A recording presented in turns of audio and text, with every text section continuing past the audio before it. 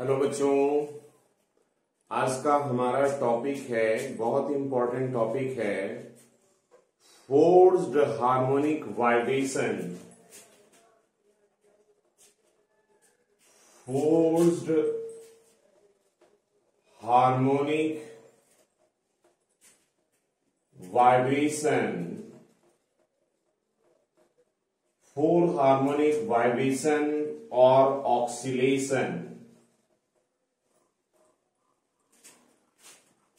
Forced harmonic of vibration और oscillation. तो forced harmonic vibration या ऑक्सीलेशन का मतलब है कि अगर कोई पार्टिकल किसी एक्सटर्नल पीरियोडिक फोर्स के प्रेजेंस में ऑक्सीलेशन अगर करता है तो ऐसी ऑक्सीलेशन को बोलते हैं फोर्स्ड हार्मोनिक ऑक्सीलेशन। यानी when a particle oscillates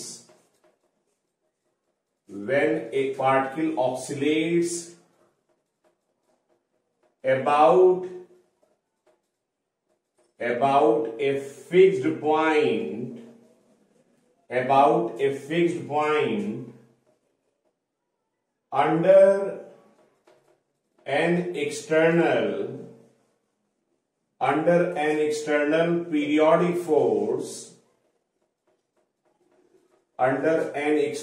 periodic force, then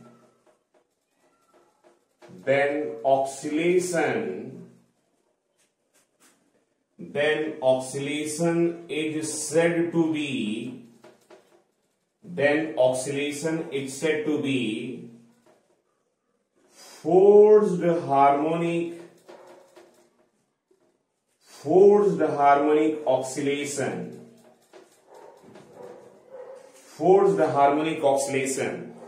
अब एक फोर्स्ड हार्मोनिक ऑक्सीलेशन में एक ऐसी कंडीशन होती है जिस पर पार्टिकल का एम्पलीट्यूड ऑफ ऑक्सीलेशन बहुत हाई हो जाता है।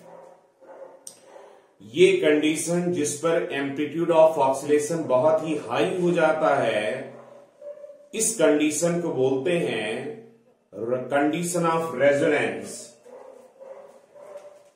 In a forced harmonic oscillation,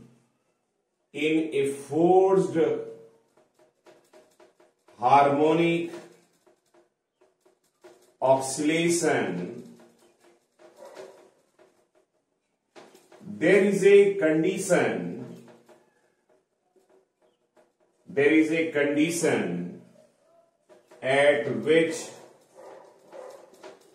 amplitude of oscillation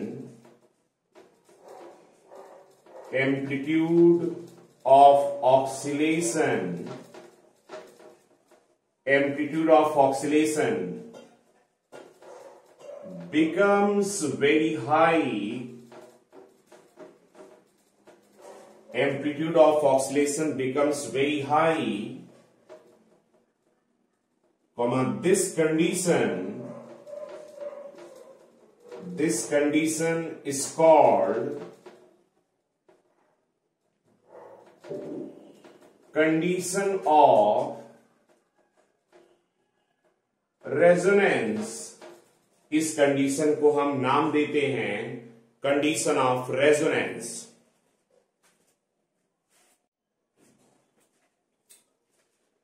इसके बाद इसका मैथमेटिकल अप्रोच देखने के लिए हम इसका एक डिफरेंशियल इक्वेशन बनाएंगे। तो अगली हेडिंग इसमें हम लोग डिस्कस करेंगे कि एक फोर्स्ड हार्मोनिक ऑक्सीलेशन का डिफरेंशियल इक्वेशन क्या होगा। तो नेक्स्ट हेडिंग डिफरेंशियल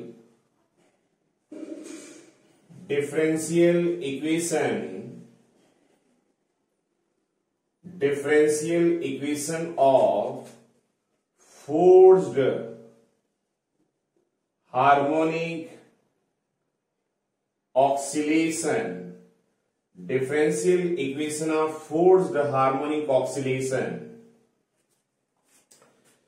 तो मान लीजिए ये मेरे पास एक्स एक्सिस है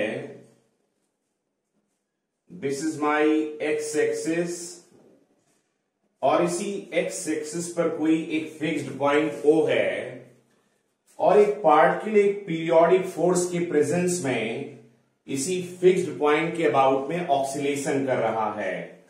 माना जब ये ऑक्सीलेशन कर रहा है तो इसकी फिक्स्ड पॉइंट से पोजीशन मान लेते हैं x है। तो अब देखिए, यानी consider a particle of mass m oscillates about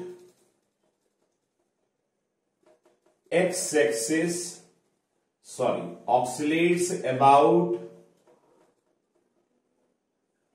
fixed point O along x-axis,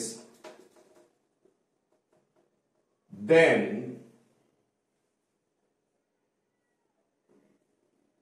oscillates about x-axis,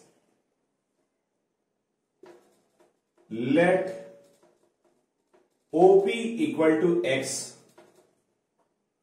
then at point P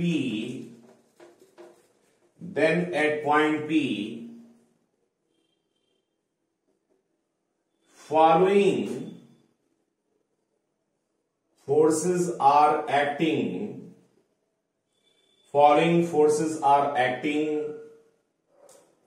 over the particle। अब इस समय पॉइंट P पर पार्टिकल पर फॉलोइंग फोर्सेस होंगे। First one is restoring force,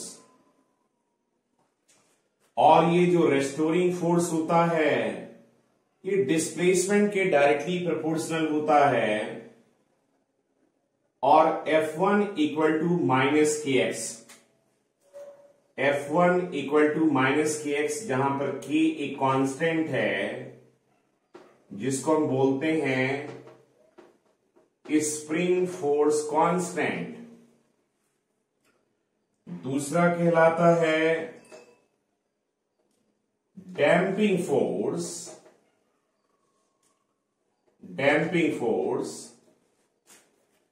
ये जो damping force होता है ये एयर रेजिस्टेंस के कारण होता है, और जो डैम्पिंग फोर्स होता है वो वेलोसिटी के डायरेक्टली प्रोपोर्शनल होता है, यानी F2 is proportional to dx over dt, या F2 equal to minus b times dx over dt, जहां पर b एक कांस्टेंट है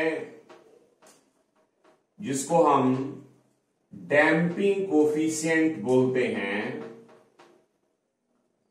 this is called damping coefficient. और जो तीसरा फोर्स है जो कि हम बाहर से अप्लाई कर रहे हैं उसको हम बोलते हैं एक्सटर्नल पीरियोडिक फोर्स। तो थर्ड फोर्स इज, तीसरा जो फोर्स है एक्सटर्नल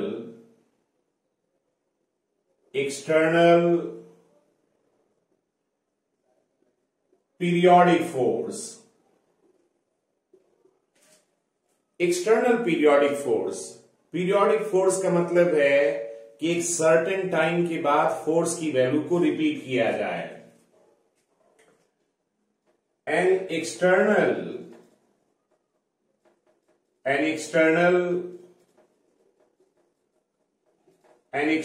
पीरियोडिक फोर्स, एक external periodic force given by F3 equal to F0 sine PT। किसी भी पीरियोडिक फोर्स को आप साइन या कॉस के फॉर्म में रिप्रेजेंट कर सकते हैं। यहां पर जो F0 है ये है एम्पलीट्यूड ऑफ फोर्स एम्पलीट्यूड यानी फोर्स की मैक्सिमम वैल्यू, और P जो है ये है एंगुलर फ्रीक्वेंसी, ये कहलाती है हमारी एंगुलर फ्रीक्वेंसी। तो अगर पार्टिकल फोर्स्ड हार्मोनिक वाइब्रेशन कर रहा है तो इस पर 3 फोर्स हैं, F1, F2 और F3। तो अब मैं पार्टिकल पर रिजल्टेंट अगर फोर्स देखूं तो रिजल्टेंट फोर्स आप लिख सकते हैं, नाउ रिजल्टेंट फोर्स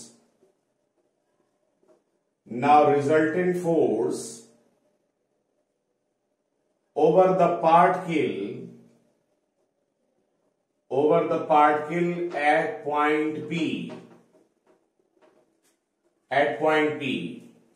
ये हो गया F equal to F1 plus F2 plus F3, और F इक्वल टू F1 मतलब minus KX minus B time dx over dt and plus F0 sine PT।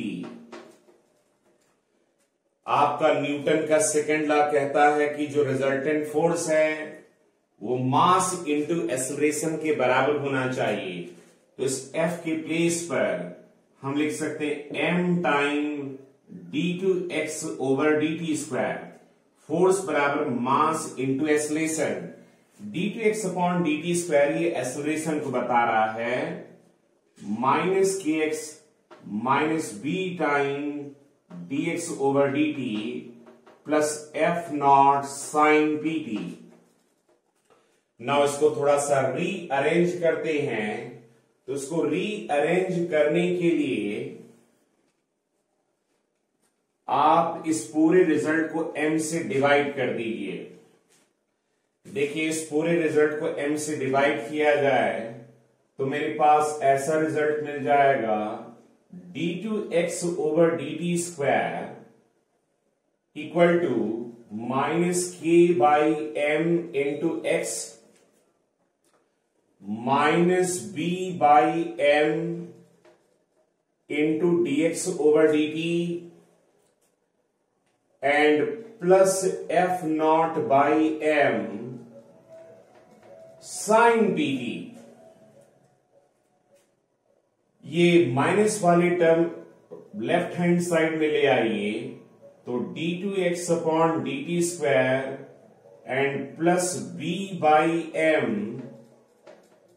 Into dx over dt and plus k by m into x equal to F0 by m sine PT।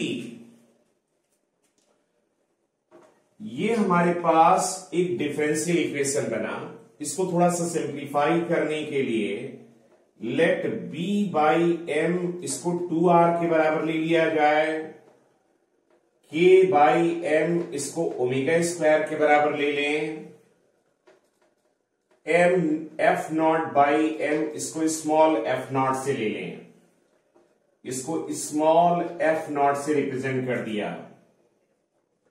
सो मेरा equation कुछ ऐसे बन गया, d2x over dt square plus 2r dx over dt and plus omega square x equal to F0 sine PT। This is ये equation 1, ये कहलाता है differential equation of forced harmonic oscillation, यानी here equation 1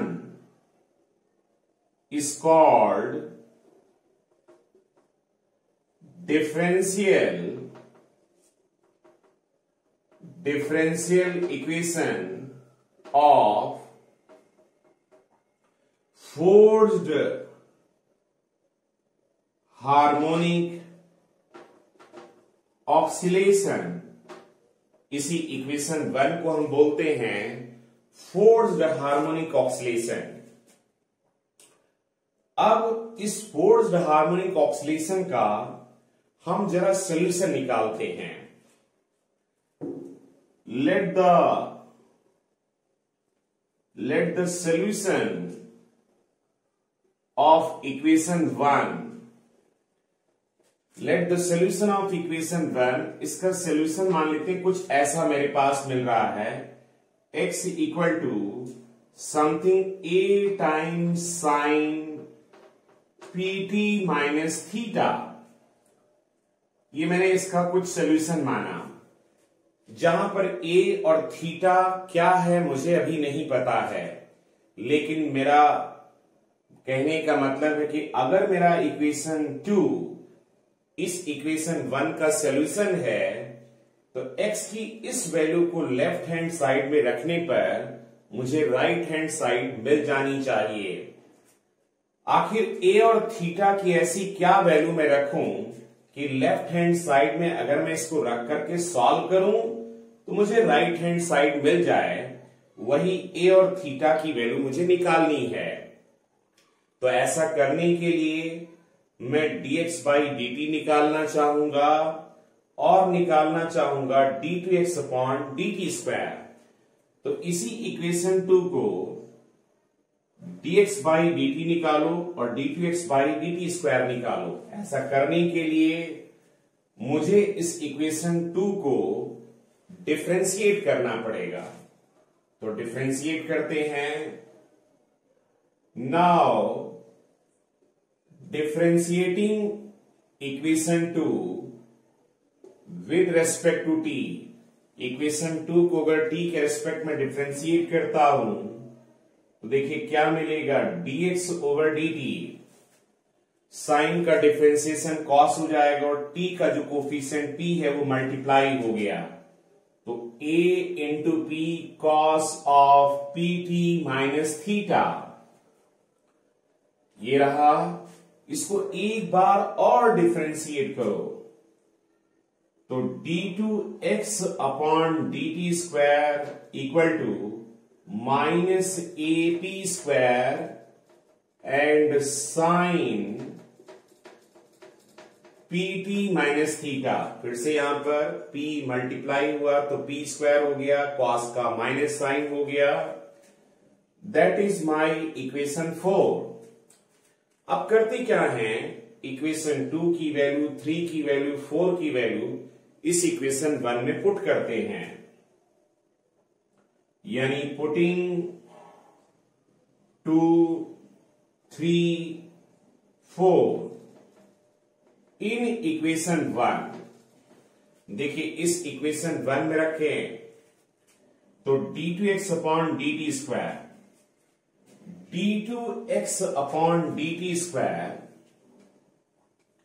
ये वैल्यू अगर put किया जाए तो d2x अपॉन dt स्क्वायर की जगह पर minus AP square sine PT minus theta and plus 2r dx by dt ये है AP cos of PT minus theta and plus omega square और x की जगह पर a sine PT minus theta is equal to ये f naught sine, यहां PT था तो हम इसको ऐसे लिख ले रहे हैं sine PT minus theta plus theta. Sine PT right hand side में f नॉट साइन PT था तो एक बार थीटा घटा दिया, एक बार जोड़ दिया, तो रिजल्ट पर कोई फर्क नहीं पड़ा। अब आप क्या करो, राइट हैंड साइड में PT माइनस थीटा को पूरा एक रिजल्ट यानी a मान लो और थीटा यानी b मान लो, यानी साइन a प्लस b का फॉर्मूला यूज करो।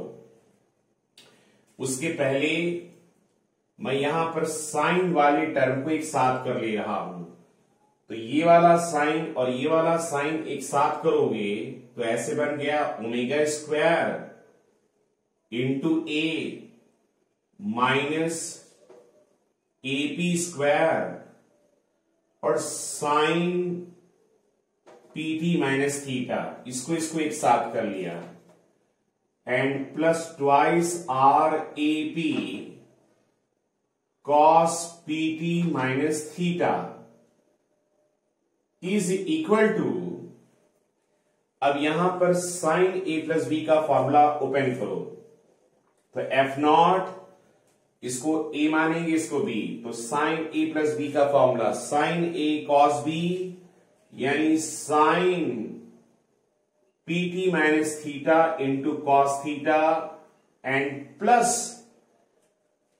एफ नॉट तो मल्टीप्लाई है ही, sine A cos B plus cos A sine B, cos PT minus theta into sine theta. ये रहा, हमने साइन ए प्लस बी का फॉर्मूला ओपन कर लिया। अब लेफ्ट हैंड साइड और राइट हैंड साइड में साइन पीटी माइनस थीटा और कॉस पीटी माइनस थीटा की कोफिशिएंट को कंपेयर कर लो। कह सकते हैं कंपेयरिंग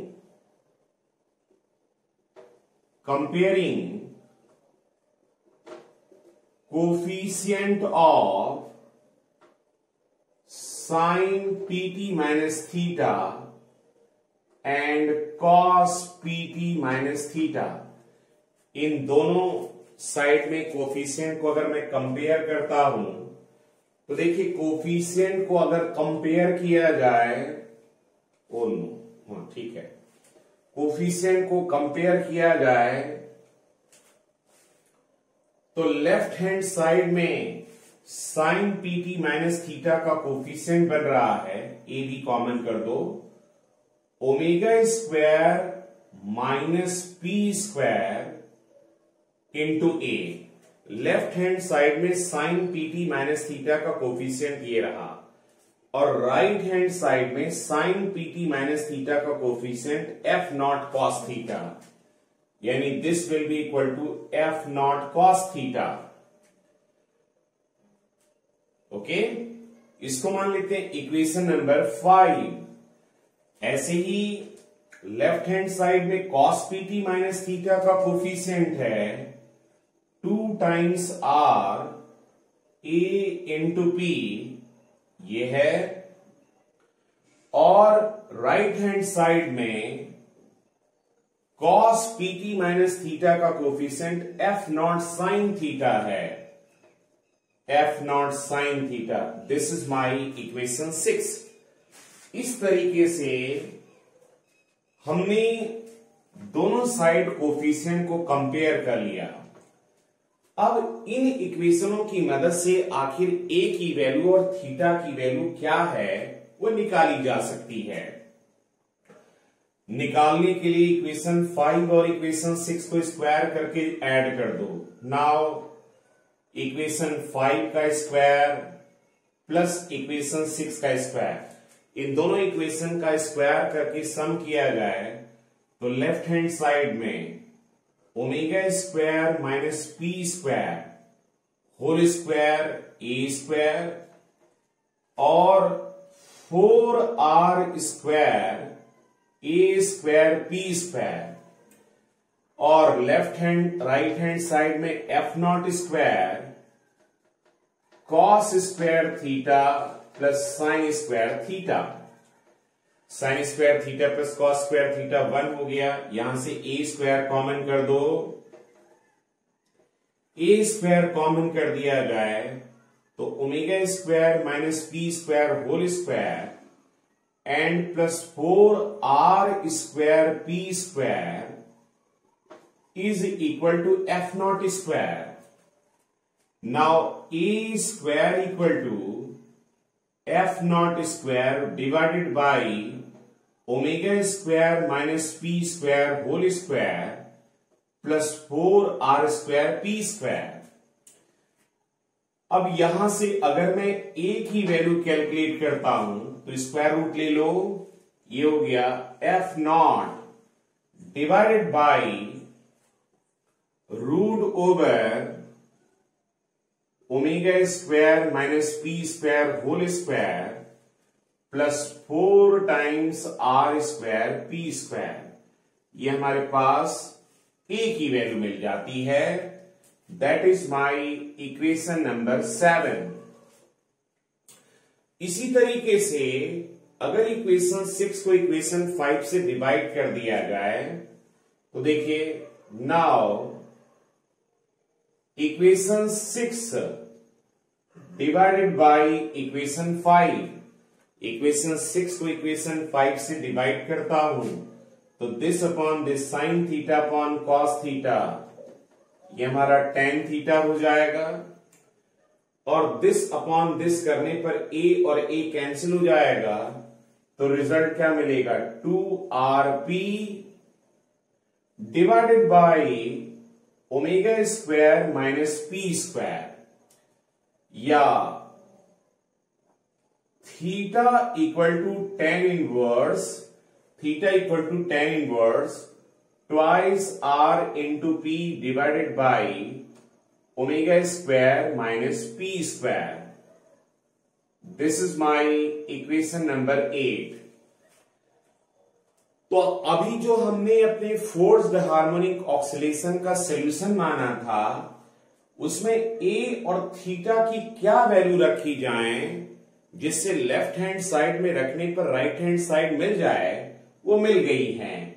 अगर a और थीटा की इन वैल्यूज के साथ में लेफ्ट हैंड साइड में हम रखेंगे तो हमें डेफिनेटली राइट हैंड साइड की वैल्यू मिलेगी.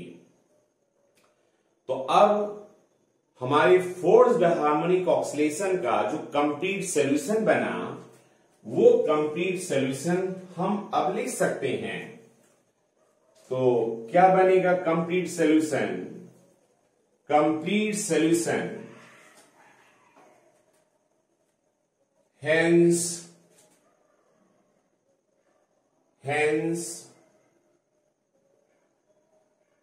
hence complete solution of equation 2 will be, जो हमारे इक्वेशन 2 का कंप्लीट सॉल्यूशन है, जो कि हमने माना था x equal to a times sine P T minus theta. यहां पर a की क्या वैल्यू है वो मिल चुकी है, तो x इक्वल टू a की प्लेस पर हो गया f naught upon square root of omega square minus P square whole square and plus 4r square P square into sine P T minus theta. यहां पर थीटा की value हमारे पास मौजूद है, हम इसको यहां लिख नहीं रहे हैं. कुल मिला के वो थीटा की क्या वैल्यू है वो हम यहां से देख सकते हैं. That is my equation number 9 बना.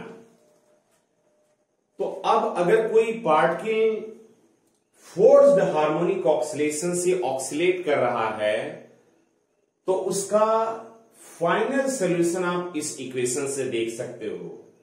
यहां पर बच्चों एक गौर करने वाली बात है कि पार्टिकल जब ऑक्सीलेट कर रहा है अंडर फोर्स्ड हार्मोनिक ऑक्सीलेशन में, तो उसका जो एम्पलीट्यूड है, आप जानते हो x की सबसे बड़ी वैल्यू ही एम्पलीट्यूड होगी, साइन की सबसे बड़ी वैल्यू 1 है. इसका मतलब x की सबसे बड़ी value f naught upon omega square minus P square plus 4r square P square है. यानी जो पार्टिकल का एम्पलीट्यूड है वाके जो हमने पीरियोडिक फोर्स अप्लाई किया है, उस पीरियोडिक फोर्स का कितनी वैल्यू है उस पर डिपेंड कर रहा है. और सबसे बड़ी खास बात है कि उस पीरियोडिक फोर्स की फ्रीक्वेंसी क्या है. आप एक सेकंड में उस फोर्स को कितनी बार रिपीट कर रहे हो, इस बात पर डिपेंड कर रहा है. बात को जरा समझने की कुछ ऐसी कोशिश करते हैं. जैसे मान लो ये बच्चों एक झूला है, लाइक दिस वन, और इस झूले पर कोई आदमी चढ़ करके इस पर पेंग मार रहा है. और झूले पर पेंग मारना आप सभी लोग जानते हैं कि उठना बैठना, पेंग मारा होगा सावन के झूले में, जैसे झूला वगैरह झूलते हैं. तो ये पर्सन 1 सेकंड में कुछ फोर्स लगा के जितनी बार उठक बैठक करेगा या फोर्स को लगाएगा, वो इस पर्सन के द्वारा लगाया गया फोर्स होगा या फ्रीक्वेंसी होगी। मान लिया जाए ये झूला फ्री स्पेस में है। फ्री स्पेस का मतलब वैक्यूम में है। अगर फ्री स्पेस में होगा, वैक्यूम में होगा, तो B 0 होगा, यानी डैम्पिंग हवा का कोई रेजिस्टेंस नहीं होगा। B अगर 0 है तो B बाई M को ही मैंने 2R माना था। अगर B 0 है तो R भी 0 हो गया, R भी 0 हो गया।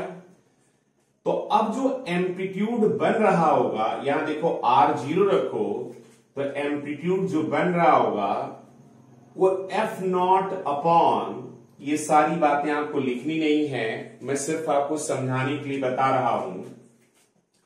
F0 R 0 हो गया तो under root omega square minus P square का होल स्क्वायर। अब स्क्वायर होने के कारण ये रूट से बाहर आ गया, omega square minus P square. Omega इस झूले की अपनी नेचुरल फ्रीक्वेंसी है। जैसे बच्चों ये झूला अगर L लंबाई का है तो इसका time period of oscillation T equal to 2 pi root over L by G, इस फॉर्मूले से निकाला जा सकता है। और टाइम पीरियड इतना है तो इसकी एंगुलर फ्रीक्वेंसी क्या होगी, omega equal to 2 pi by T होगी। अब चूंकि झूले की लंबाई फिक्स है, ग्रेविटी फिक्स है, तो T भी फिक्स है। अब अगर T फिक्स है तो इसका मतलब ओमेगा भी फिक्स है। मैं एक समझाने के पॉइंट ऑफ व्यू से मान ले रहा हूं कि ओमेगा की वैल्यू मान लो बच्चों 10 है। ये झूले की अपनी नेचुरल फ्रीक्वेंसी है जो लंबाई और ग्रेविटी के ऊपर डिपेंड कर रही है।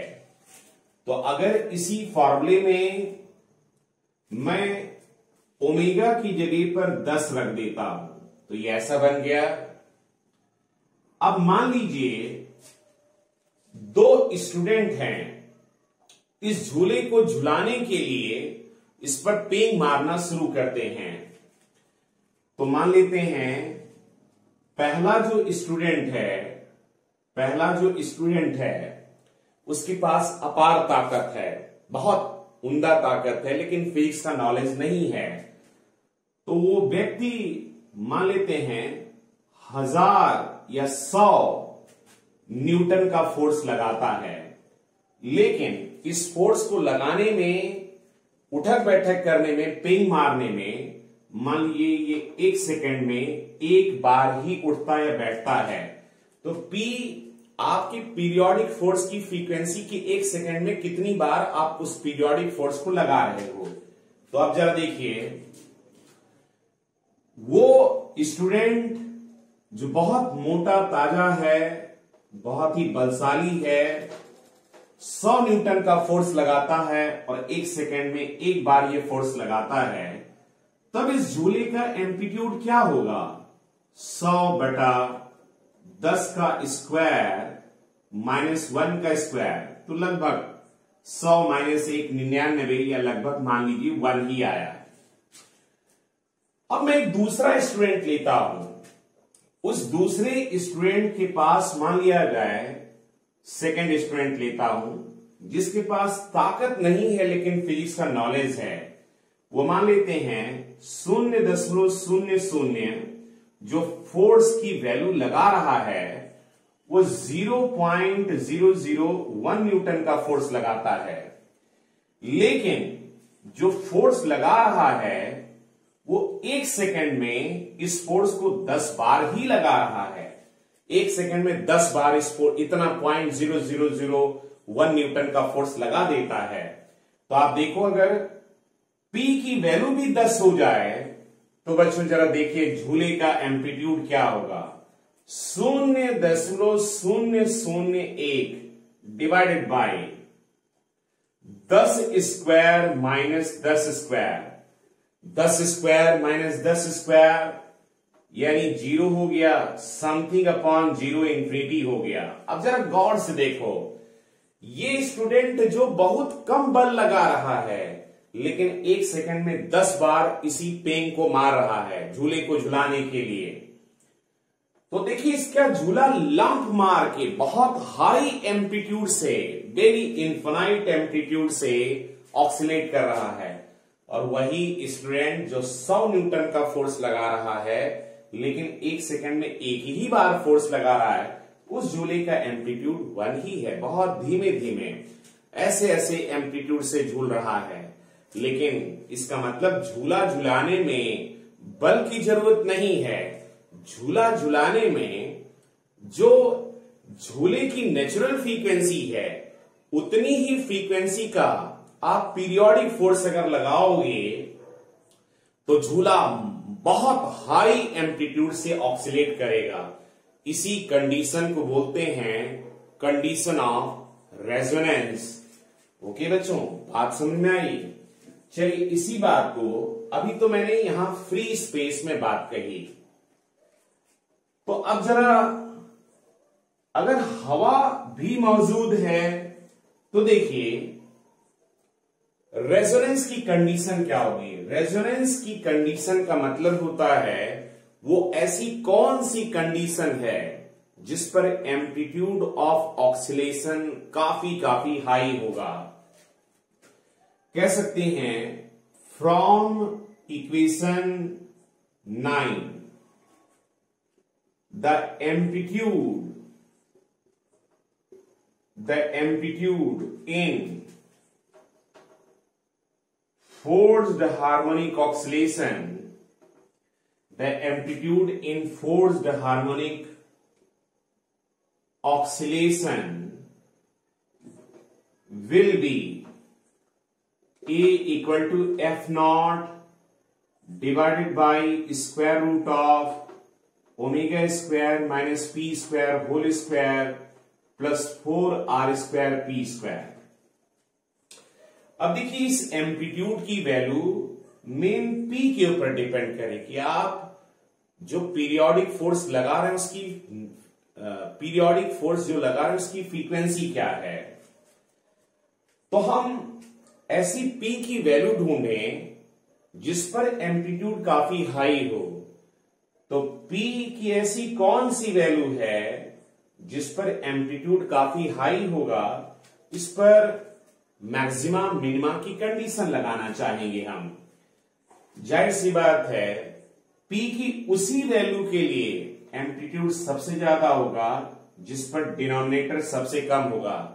जब डिनोमिनेटर सबसे कम होगा तो रिजल्ट सबसे ज्यादा होगा। कह सकते हैं here amplitude of oscillation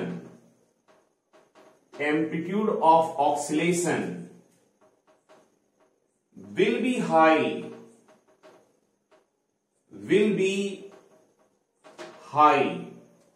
amplitude of oscillation ये काफी हाई होगा। एम्पलीट्यूड ऑफ ऑक्सीलेशन काफी हाई होगा if omega square minus P square whole square plus 4r square P square ये मिनिमम हो जाए, इसकी वैल्यू मिनिमम हो जाए। यानी जब डिनोमिनेटर सबसे छोटा होगा तो रिजल्ट सबसे बड़ा होगा। अब आखिर P की ऐसी कौन सी वैल्यू है जिस पर ये रिजल्ट मिनिमम होगा। तो हम मैक्सिमा या मिनिमा की कंडीशन लगाएं। आप जानते हो मैक्सिमा मिनिमा में P की उसी वैल्यू के लिए ये रिजल्ट मैक्सिमम या मिनिमम में जाएगा जिसके लिए इसका फर्स्ट डेरिवेटिव 0 हो। यानी मैक्सिमा मिनिमा में उसी पॉइंट पर मैक्सिमा या मिनिमा मिलता है जिस पर इसका फर्स्ट डेरिवेटिव 0 होता है। तो विच इंप्लाइज दैट P की ऐसी कौन सी वैल्यू है जिस पर एम्पलीट्यूड मैक्सिमम होगा। ऐसा करने के लिए इसको P के रेस्पेक्ट में डिफरेंशिएट कर दो।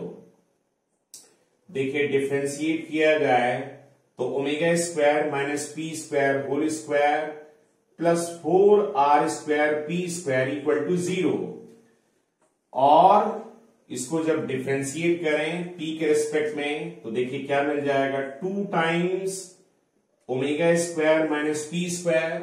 फिर इसके अंदर घुस करके डिफरेंशिएट किया जाए तो ओमेगा तो कांस्टेंट है, 0 हो गया, और माइनस पी स्क्वायर का डिफरेंशिएशन -2p हो गया, एंड प्लस यहां पर p के रेस्पेक्ट में डिफरेंशिएट करने पर 8r स्क्वायर p बराबर 0 हो गया।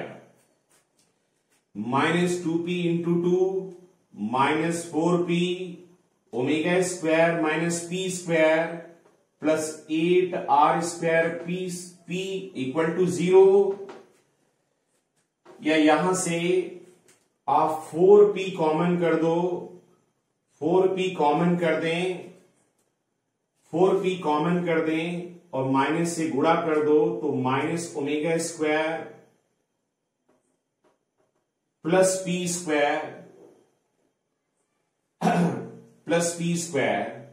एंड प्लस 2r स्क्वायर, क्योंकि मैंने 4p कॉमन कर दिया, इक्वल टू 0। और यहां से क्या हो जाएगा, p square plus 2r square minus omega square बराबर 0, और p स्क्वायर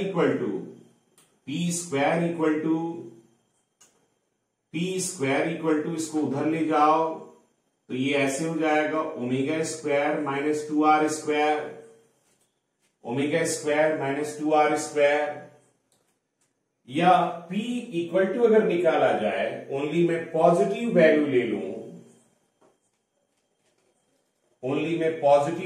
लूं, तो p इक्वल टू ये बन जाएगा square root of omega square minus 2r square.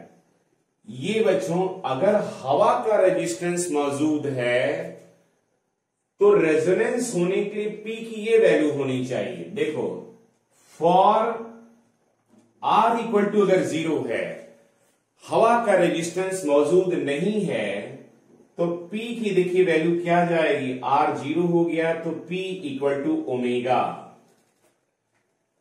अगर r 0 है तो हमें पीरियोडिक फोर्स लगाना है, उसकी फ्रीक्वेंसी आपके पार्टिकल की नेचुरल फ्रीक्वेंसी के बराबर होनी चाहिए। अब अगर मैं ऐसे बहुत सारी वैल्यूज ले सकता हूं, ठीक है, जैसे फॉर r इक्वल टू 1 ले लूं तो p की वैल्यू आ जाएगी square root of omega square minus 2। ऐसे फॉर r इक्वल टू 2 ले लूं तो p की वैल्यू आ जाएगी ओमेगा स्क्वायर माइनस 2 टू जा 4 टू जा 8, ये एंड सो ऑन। तो आखिर वो कौन सी फ्रीक्वेंसी का फोर्स लगाऊं जिस पर एम्पलीट्यूड काफी हाई हो, यानी रेजोनेंस हो जाए। तो आप देखिए हवाओं का बहुत इंपॉर्टेंस है। अगर हवा बिल्कुल नहीं है तो हमारे पीरियोडिक फोर्स की जो फ्रीक्वेंसी है वो पार्टिकल की नेचुरल फ्रीक्वेंसी के ही बराबर होनी चाहिए। लेकिन जैसे जैसे हवाएं बढ़ रही हैं वैसे वैसे p की वैल्यू नेचुरल फ्रीक्वेंसी से कम है, क्योंकि इसमें से माइनस हो रहा है। जितना ज्यादा हवाओं का रेजिस्टेंस होगा, हमें पीरियोडिक फोर्स की फ्रीक्वेंसी को नेचुरल फ्रीक्वेंसी के बराबर नहीं बल्कि उससे कम रखना पड़ेगा, तब जाकर के रेजोनेंस यानी एम्पलीट्यूड काफी हाई बनेगा। नाउ इन सभी सिचुएशनों से मैं जरा एक ग्राफ यहां पर प्लॉट करूं, तो ग्राफ अगर प्लॉट किया जाए तो ग्राफ को कुछ मैं इस तरीके से यहां पर दिखा सकता हूं। देखिए यहां पर मान लिया जाए मैं अपना एम्पलीट्यूड ले लेता हूं और यहां पर एक्स एक्सिस पर मैं अपने अप्लाइड फोर्स की फ्रीक्वेंसी ले लेता हूं और ओमेगा जो इसकी नेचुरल फ्रीक्वेंसी है, मान लो 10 वाली फ्रीक्वेंसी यहीं पर है। तो पहले मैं ग्राफ को प्लॉट कर दे रहा हूं, फिर उसके बाद ये ग्राफ में समझा भी दे रहा हूं। ये ग्राफ आप एग्जाम में जरूर बनाएंगे, ये ग्राफ आप एग्जाम में जरूर बनाएंगे।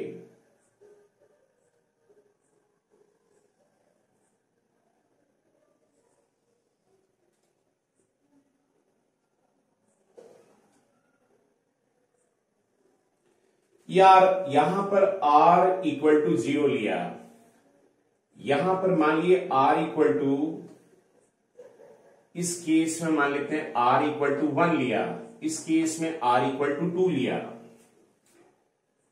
तो देखो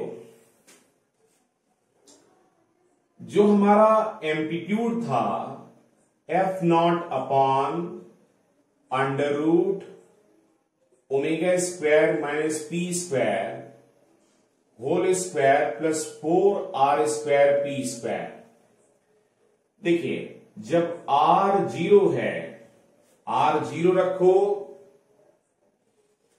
और p इक्वल टू ओमेगा रखो, तो ये एम्पलीट्यूड बच्चों मैक्सिमम एम्पलीट्यूड, a की जो मैक्सिमम वैल्यू है वो इन्फिनिटी जा रही है। ऐसे देखिए r इक्वल टू 1 ले लें, ये देखो जब p बराबर ओमेगा है तो इंफिनिटी की तरफ जा रहा है।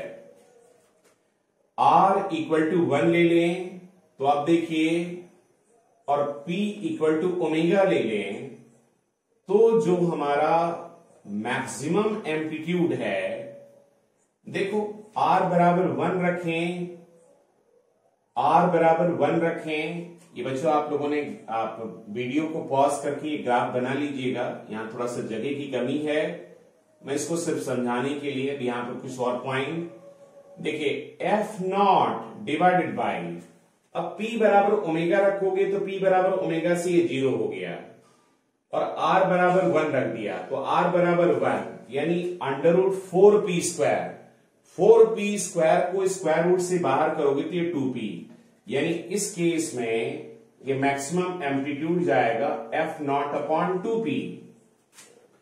अगर r इक्वल टू 2 है और p इक्वल टू ओमेगा है तो देखिए मैक्सिमम एम्पलीट्यूड क्या जाएगा, f नॉट अपॉन p बराबर ओमेगा है तो ये तो 0 हो गया और r बराबर 2 है तो 2 टू जा 4, 4 4 जा 16, 16 को स्क्वायर रूट से बाहर करोगे तो 16 का स्क्वायर लेंगे तो 4p ऐसा आ जाएगा। यानी यहां पर ये वैल्यू होगी f नॉट अपॉन 4p। आप जरा गौर से देखो कि अगर डैम्पिंग स्मॉल है तो ये रेजोनेटिंग कंडीशन काफी शार्प है। शार्प का मतलब है कि एम्पलीट्यूड रेजोनेंस कंडीशन पर बहुत हाई बन जा रहा है और जैसे ही आप फ्रीक्वेंसी को डिस्टर्ब कर रहे हो एम्पलीट्यूड घट करके 0 की तरफ तेजी से बढ़ रहा है। तो कहेंगे कि अगर डैम्पिंग स्मॉल है तो रेजोनेटिंग कंडीशन शार्प है और अगर डैम्पिंग हाई है तो रेजोनेटिंग कंडीशन फ्लैट है। यहां पर लिख देंगे clearly for low damping, sharp मतलब नुकीला, नुकीला मतलब कि अगर डैम्पिंग बहुत कम है तो रेजोनेंस कंडीशन पर एम्पलीट्यूड इन्फिनाइट तक पहुंच जाएगा, लेकिन अगर डैम्पिंग हाई है तो एम्पलीट्यूड इन्फिनाइट नहीं मैक्सिमम बनेगा। Clearly for low damping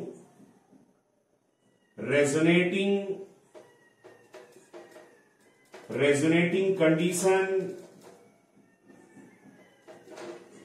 will be sharp